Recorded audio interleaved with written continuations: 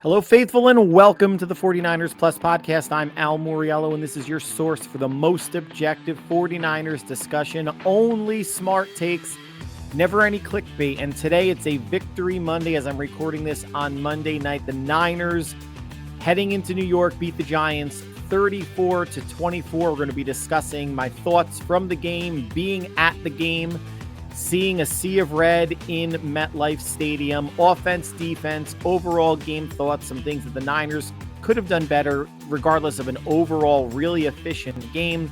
Obviously, we'll get into injuries with Mikel Williams being the big one, and if that injury actually propels the Niners to make another move before Tuesday's 4 p.m. Eastern deadline.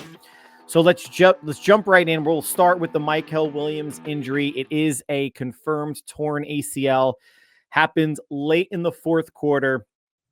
You know, we were hoping for the opposite effect, the George Costanza from Seinfeld opposite effect, where when Nick Bosa tore his ACL, Kyle was hopeful based on the sideline evaluation that it was not a torn ACL. Meanwhile, you saw Nick Bosa kind of walking off the field, looking up, I guess, his family and giving a thumbs down. At the end of this game, again, Mikel Williams walks off the field, just like Bosa did, no cart or anything like that.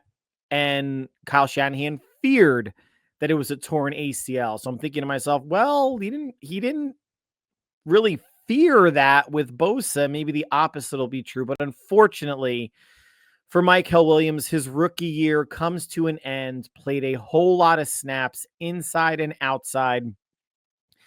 Even though statistically, on paper, it won't show the impact that he had, but becoming an interior rusher on passing downs, but still stout against the run inside and outside. First round pick, and Kyle was heartbroken for him because the growth that he saw the first half of the season was just going to build, and it might have been exponential growth the latter half of the season. But beyond the ACL tear, there was some light meniscus damage. He'll be fine for next year at some point. It might not be week one, but not career threatening by any means. Just sucks when you have, at least based on the depth chart, your top two defensive ends in Bosa and Williams done for the year. We'll talk more about that in a few minutes. Let's get into the game. Like I mentioned, I was at the game, took my son, had really good seats, like 10, 15 yards line, corner 7 rows up, really close to the action. Got to see John Lynch walk by a bunch of times. All the players in the bench were kind of more farther to the right than where we were. And there was really we didn't get there early enough for any autograph opportunities, but haven't been to a 49er game in a while. And obviously 2020 was the last time they were at MetLife playing the Giants and Jets back to back and during the COVID year. So nobody went to that game. So great to be there to see a victory. The area that I was sitting, predominantly 49er fans. If you want to call like the lower bowl section that I was in, I would probably say was 75 to 80% Niner fans. Throughout the stadium, when you looked across the other side, since we were sitting on the side behind the Niners, not right behind the Niners bench, but on that side of the field, the other side of the stadium was more blue, significantly more blue. I mean, I would say maybe the Niners were 40%, 30 to 40% of the crowd, and I might be underestimating it. Niner fans showed up, showed out. There were people that I was talking to or overheard talking, flew out from San Francisco for this game. And Jackson Dart, the Giants quarterback, made a comment about it, after the game, that he thought it was really, his words were like, it was really interesting. I've never been at a home game where it sounded the way it did or felt lopsided. I don't think it was more than 50% Niner fans. I really don't, looking around the stadium. But 40%, 50%, are we going to kind of split hairs when Niner fans were loud when they needed to be? And I was sitting in a really good section with a lot of Niner faithful. But I'll tell you what, the way the game started out, Giants' first drive going right down the field, no resistance, felt like the way the Texans game started. And that was before the Niners got their first possession. And I said it to my son, I'm like, uh-oh. they might make the Giants look like world beaters today, because that drive was right down the field, culminating in a Theo Johnson, tight end for the Giants, touchdown. Basically ran through Diamador Lenore, stiff armed him to the ground down the sidelines, dove into the end zone, 7-0 Giants. But then the fears were really unfounded. The Niners answered right back, went on a 12-play, 68-yard drive, took up about 6.5 minutes.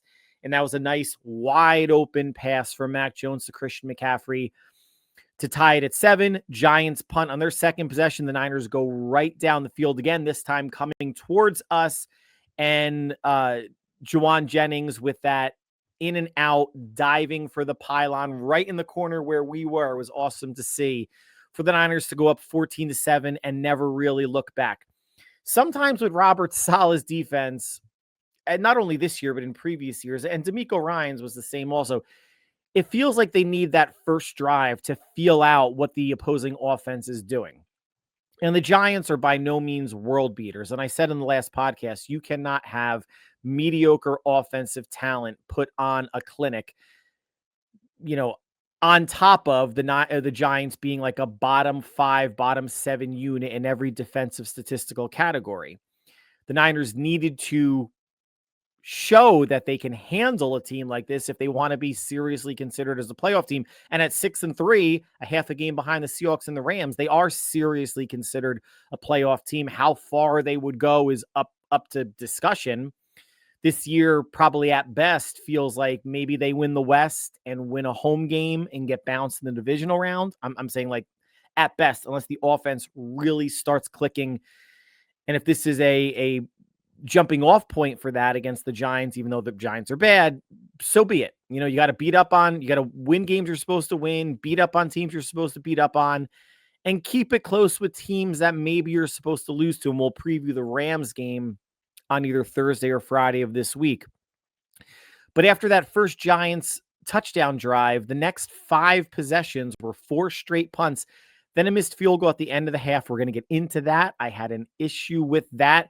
But those 5 possessions for the Giants were 3 plays, 8 yards, 5 plays, 15 yards, 3 plays, 3 yards, 3 plays, 3 yards, 4 plays, no yards, missed field goal. The previous 4 drives were punts.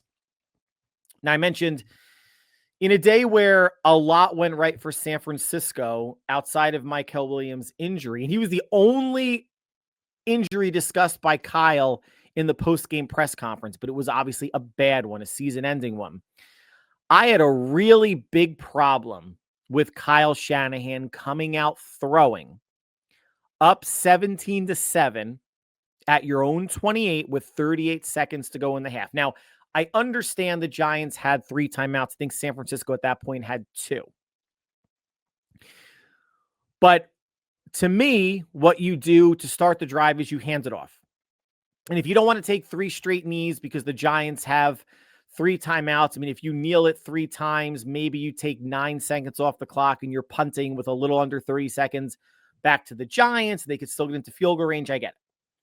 So if you want to hand off, maybe those can eat up 5 seconds each.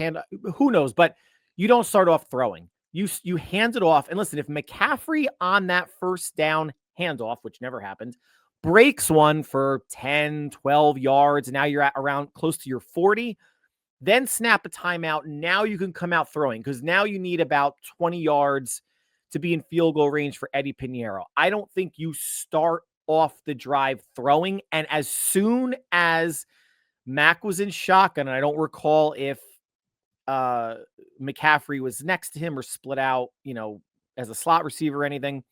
But when they were in shotgun, I remember saying to my son who was on my right and Niner fans on my left, like, I don't like this at all. Hand off and get out of the half. You're up 2 possessions. Or hand off, see what happens, then decide to do something. And of course, as we know, Brian Burns around Colton McKivitz fumbled. Giants get the ball at the Niner 17 or wherever they wound up getting it, and winds up missing a field goal. Kyle got lucky. And I keep saying, and I say it to my son whenever we play flag football or just watching football, there is a fine line between aggressive and reckless. What Kyle did at the end of the half in an ultimately 10-point game was reckless, because it gave the Giants an opportunity for 3 points and momentum, even though the Niners got the ball coming out of the half and wound up scoring a touchdown. You're in firm control of the game at that point, up 10. And it's funny, Mac Jones in the post-game press conference said, "Oh yeah, I think we had a touchdown on that play call. Brian Burns just made a great play." To say you had a touchdown 72 yards from the end zone is pretty ballsy. And if nothing else, it's BCB, Big Cock Brock, and maybe it's, Big Balls Mac. Pretty ballsy for him to say, but I really do not understand the thinking there.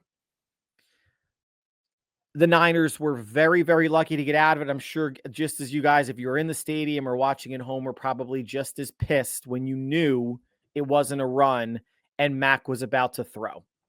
Now, the rest of the possessions coming out of halftime, the Niners and Giants traded field goals, making it 20-10. Then they traded punts. Then we get to the fourth quarter, and that's where the Niners break it open. Brian Robinson's 18-yard touchdown run, running over one of the Giants. Was it Deonte Banks? En route to the end zone, makes it 27-10 to essentially seal it. Giants come back with the touchdown. Then you have McCaffrey's three-yard touchdown plunge to make it 34-17 with a little over 4 minutes left. Game over. Now, the offense, efficient all around. Nearly 400 yards of offense. Again, on a bad Giants team. But this is coming off of not nearly that much yardage, off of a bad Texans team, but a good Texans defense. Obviously, let's caveat that. Mac Jones was 79% completion percentage, 235 yards and 2 touchdowns. Perfect in the first half. I believe it was 14 for 14. And running the ball, second best running game of the season. They've really only had 2 or 3 if you want to count Seattle week 1.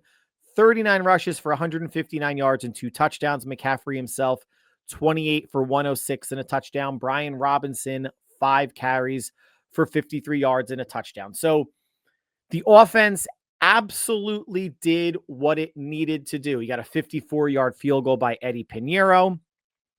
You got 4 touchdowns and 2 field goals on, I believe it was 6 or 7 possessions, because one was the fumble at the end of the first half, and I believe they had 2 punts, and in the end of the game, just kind of kneeling it out. But Kyle has to be, I think, extremely happy with the overall offensive performance. Max spread it around, 8 different receivers, caught a pass. I think McCaffrey had 6 more receptions, so it's a 30-plus touch game again for Christian McCaffrey. He's over 230 or 240 touches on the season already. The second closest player is Jonathan Taylor from the Colts with, I think, 184 or 185. Probably 50 to 60 touches behind McCaffrey. Is it a sustainable pace? I know how much, Kyle says he's the most conditioned athlete and football player he's ever been around. He's not worried about how Christian takes care of his body. What is interesting to me, though, is the plan that they had for Malik Mustafa coming off of his torn ACL, where he played, whatever it was, like, I think a quarter of the snaps the first game, half the snaps the second game, and then all of the snaps game 3, which I guess would have been last game against the Texans, and played all of the snaps again against the Giants.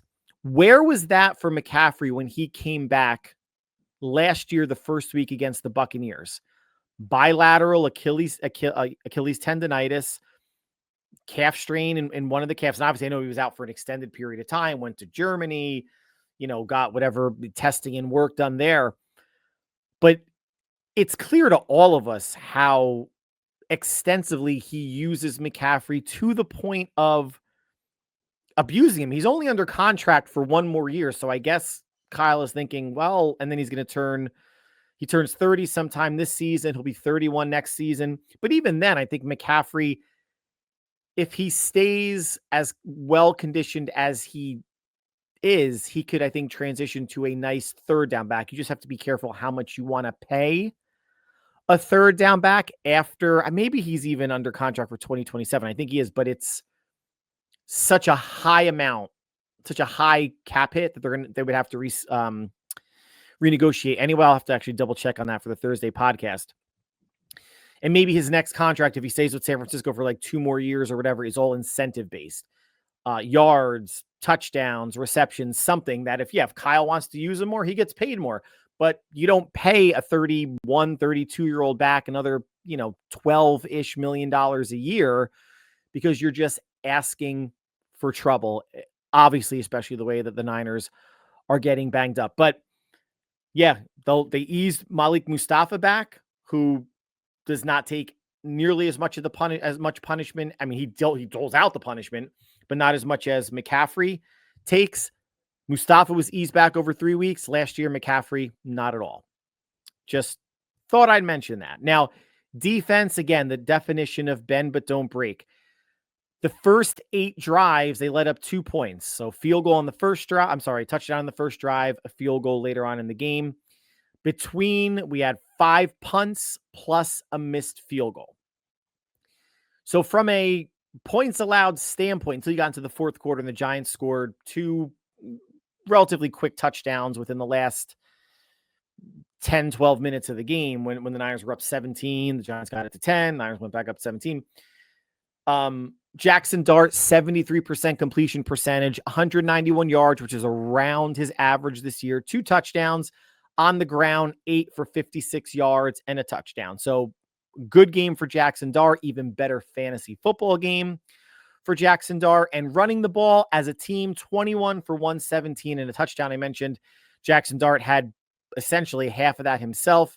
I think Devin Singletary had 8 carries himself for however many yards, and Tyrone Tracy had the other 5 carries for the Giants. So run defense probably would have looked better statistically than what we're seeing, 117 yards. But Jackson Dart was an issue on the ground. Most of them, probably 4 or 5 of them were designed runs, and a couple were scrambles, where he picked up a handful of yards each. They kept Dart in the pocket for the most part. And he even said that in the post-game press conference that they were kind of pushing the pocket to contain him. On one of the sacks down by where I was sitting by the Giants end zone, Cleveland Farrell way overrushed him, came back, got the sack. Kudos to Jackson Dart for holding on to that ball. I'm not sure how that didn't come out. And Samo had another sack. And I mentioned previous podcasts, the pass rush should look like, even with Farrell being newish, coming back to the team after a year off, and Keon White being traded, that it should more look like the type of game that they had against the Falcons and Michael Penix, where they were able to get to him twice with sacks, but then obviously having some pressures as well. And as a team, 15 total pressures, Samo leading the way with 5, Mykel Williams done for the year with 3. Cleveland Farrell wound up having 2 himself. Now, some statistics of note and overall thoughts on the game, even though I've given some overall thoughts. After the Giants' first possession, the Niners controlled the game. It was big that they got the answer touchdown. It was big that they went for it on 4th down, 4th and 1. And for anybody that's watching on TV, for as long as Mac Jones is quarterbacking, you're going to know a quarterback sneak is coming when he puts his left leg all the way back. And it might be his right leg, I'm not sure, but one of his legs is all the way back, essentially bracing for the push off for the quarterback sneak. So if you're watching on TV, just take a look for that whenever the next time the Niners are a 4th and 1 and they're going for it. But the Niners controlled the game. Saleh made whatever adjustments, or the defense started playing faster, or queuing into what Dable and company, Mike Kafka, were trying to do for the Giants. 3rd downs, Niners over 50%, 6 of 11. Giants under 50%, 5 of 12. Overall, they outgained the Giants by 84 yards. They won the time of possession battle by 6 minutes and 20 seconds-ish. The Niners had probably their best red zone performance in the past 2 years, 4 of 5 touchdown-wise in the red zone. And all of this with losing the turnover battle 0-1. Niners got no turnovers. The Giants had the sack fumble at the end of the first half. Spencer Burford was in at left guard, recently activated. I don't even think he practiced this week. Stepped in for Connor Colby, played well. McCaffrey out of 66 total offensive snaps, played 57. Kyle's going to Kyle, right? Brian Robinson played 9.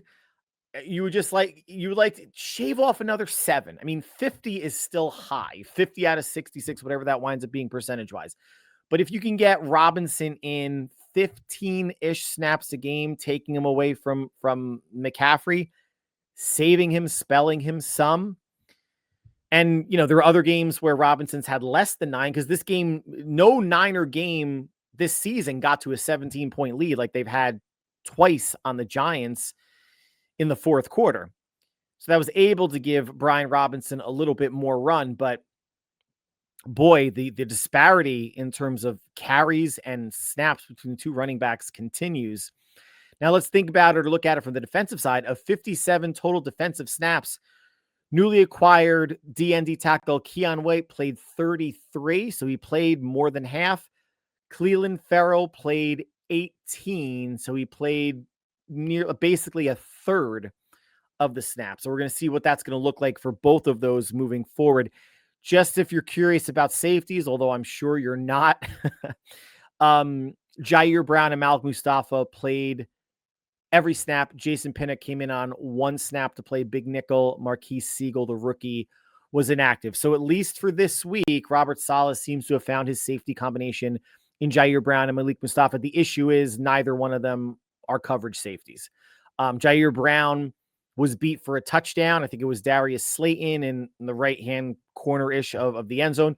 But Brown played through the contact, the catch going to the ground, was able to knock it away. A couple plays later, it didn't really matter because Jackson Dart wound up throwing a touchdown. I think Demo was the one that was in coverage to one of their small white receivers. Can't remember his name. I just remember he was small and white.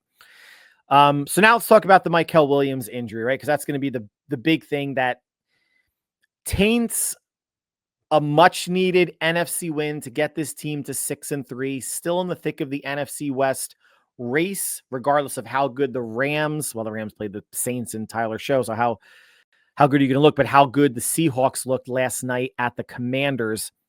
Still only a half a game out, and the Niners got the Rams coming up this week. So does the Mykel Williams injury affect what the Niners are going to do at the trade line? Now, depending on when you're watching or listening to this, and if you are watching or listening to this, thank you very much. I greatly, greatly appreciate it. But the trade deadline, I'm recording this on Monday night, is Tuesday, 4 p.m. Eastern. And I said last podcast, and I did not mean to be a prophet, at least in terms of the first half of what I'm going to say. I said a trade is only on the table if there was a major injury coming out of the Giant game and they got a win. Unfortunately, the first happened. Thankfully, the second happened. So I'm not going to go back on my words. I think it does put a trade on the table, or make it a pretty decent possibility for San Francisco. Now, let's look at the DNs that they have on the 53-man roster. It's Sam O, it's Robert Beal, it's Keon White, who plays inside and outside. And I would love to know the breakdown of his snaps, his 33 snaps inside and outside. I just didn't have that information handy. And Bryce Huff, who per Kyle and Saleh, they are really looking, not even hoping, but looking to have him back this week against the Rams. So he should be returning. But again, this is the Niners strength and conditioning staff. Kyle, who underestimates every injury on the planet. Let's assume he's going to play. So you have 4 defensive ends on the 53-man roster that should suit up against the Rams. Now, on the practice squad, you have Cleveland Farrell, who very easily can be elevated again, because you don't know, even if Bryce Huff returns, how that hamstring is going to hold up. Plus, Keon White's going to want to play inside some. So Farrell may get, elevated again. You also have William Bradley King. And on injured reserve, you have Yatir Gross-Matos, who's out at least the next 3 games. And I'm saying at least because, again, it's the Niners, their medical staff, and it's Yatir, who's been fragile since he's been here. Before we talk more about making a potential future trade, the Keon White trade now with Mykel Williams hurt is so big because he plays inside and outside. He's a huge dude, 6'5", 285. Mykel was one of the players that played inside and outside. Yatir, one of the players that played inside and outside. Bosa has rushed on the inside before. Now having Keon White part of the D-line rotation, I'm not saying he takes the place of Mykel Williams, but it offsets the significant sting Some because you have another player with that type of flexibility. And if they elevate Cleveland Farrell, that's yet another player with that type of flexibility. Sam O, I mean, everybody can rush inside. They have the ability to. It's just a matter of putting your defensive lineman in the best position to be successful to disrupt the quarterback, which has been such an issue for the Niners. And going into that game, the Brian Burns, defensive end for the Giants, had more sacks, 10, than the entire Niners team, 9. They left that game tied. Brian Burns with 11, the 49ers team with 11 as well. So White was a big get, big body. But now let's see if San Francisco is going to do anything. For those of you that are keeping up in the NFL today, earlier today, the Eagles traded a 3rd-round pick for Miami Dolphin defensive end Jalen Phillips. Many people thought he was a possibility for the Niners, not only because he missed time the past 2 years with an ACL and Achilles, so he would fit right in. Miami is eating some of that money. I'd rather keep a 3rd-round pick than trade for Jalen Phillips, who I don't know if he's on the last year of his deal or it's next year, but I can check on that. On top of that, the Bengals are now open to trading Trey Hendrickson, but these are like reports you're seeing on Twitter and things that flash across the bottom of the screen on ESPN. Used to be a first, now it might be a second. I don't even know if I would want Trey Hendrickson for a second, honestly. It was reported that the Giants would want a first for Kayvon Thibodeau. No thanks. You've got what, 1 sack on the season, plus your next year's salary is guaranteed about $15 million. Even if you can get the Giants to eat some of that, I don't know if I'd want to do it, because as of right now, you have Keon White signed through next year, and you could always re-sign Cleveland Farrell. I mean, he again, 1 game, but he has the potential to not be a difference maker, but a part of the solution on the defensive line. Now, I doubt Miami also trades Bradley Chubb. I mean, they could be in fire sale mode. The GM got fired. I don't know if the acting GM is going to want to get rid of as many players as possible. Tua looked terrible. They looked completely lifeless, getting smacked around by the Ravens in Lamar's return 28-6 on Thursday night. Probably, I mean, the biggest possibility would be someone that's costs the same amount of draft compensation that Keon White costs. So you're talking about a late round pick. And right now, the Niners don't have anything. The lowest round pick they have is a 4th. I don't think they may have a 5th, but that could change to a 4th if Bryce Huff gets a certain number of sacks, and they traded a 6th, and they might get a 7th in return for Keon White, but that's if he's active for 7 games. The Niners do not get that 7th round pick from the Patriots. And I know a lot of dependencies going on here, but I think for right now, the highest or the lowest, pick that they have is a 4th round pick. Would you trade a 4th for someone like, if you're thinking about the Jets, Jermaine Johnson or Will McDonald? I mean, it might have to be Jermaine Johnson and a 6th, or, Will McDonald and some sort of a pick for a Niners 4th. If they want to go that route, both players that are on the Jets right now, obviously familiar with Robert Saleh, are under contract for next year. So a lot to watch between now and 4:00 on Tuesday, depending on when you're listening or viewing this. From now, it's 20 hours from now. We'll know for sure if the Niners are going to do anything at the trade deadline. But again, just going back to the numbers, 4 defensive ends on the 53, 2 on the practice squad, 1 on injured reserve. And if you sign somebody or trade for somebody, you're going to, at defensive end, it's got to be someone, to me, now I'm looking at the whole roster, cornerbacks, receivers. One of them's going to have to go when IU comes back, who, by the way, Kyle said they are not opening his practice window up this week. What a shock. Kyle thought it was a possibility leading up to the Giant game. Possibility means you're 2 or 3 weeks away, right? It's like an NBA player that's playing overseas that gets drafted, and you hear on draft night, oh, he's 2 years away. They're just going to keep him overseas. He's 2 years away. The best thing I ever heard was someone calling an NBA prospect 2 years away from being 2 years away. I thought that was fantastic. But if you bring in another defensive end, it has to be someone that's better than Robert Beal, which might not be all that difficult because I think he would be the one that has to go. If you're going to work under the assumption that 4 or 5 weeks from now, Yetur Gross-Matos comes back, that's another defensive end you're going to have. So that'll be 5 on the active roster. And if you're trading for someone, that could be 6 on the active roster. Or maybe not because now we're getting crazy with the number of defensive ends.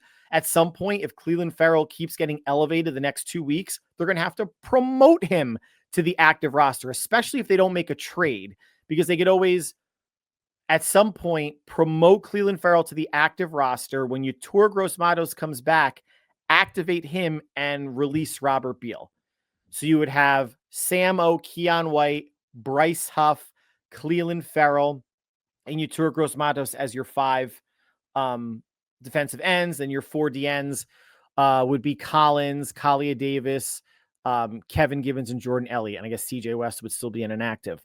So again, 20 hours and counting before we know if San Francisco has done anything. My luck, I'll publish this on Spotify and on YouTube, and we'll find out that the Niners have made a trade for somebody, and everything I just said will be irrelevant. But just going with the information that I have, regardless, Victory Monday, Niners at 6-3. And as I said before, 6-3 feels so much better than 5-4, especially with the Rams and Seahawks both winning, and especially with the Rams coming up this Sunday in Santa Clara, which we'll preview at the end of the week. So the Niners get a big win, but not without a big loss. Mykel Williams done for the year. We'll see what, if anything, the Niners do to supplement from the outside, or if it's going to be the Keon White and Clelin Ferrell show the rest of the way, along with getting Bryce Huff healthy and everyone else that they're rotating on the D-line. Whatever you guys are doing between now and when we speak again, stay happy, healthy, and safe. We will talk soon all. Take care.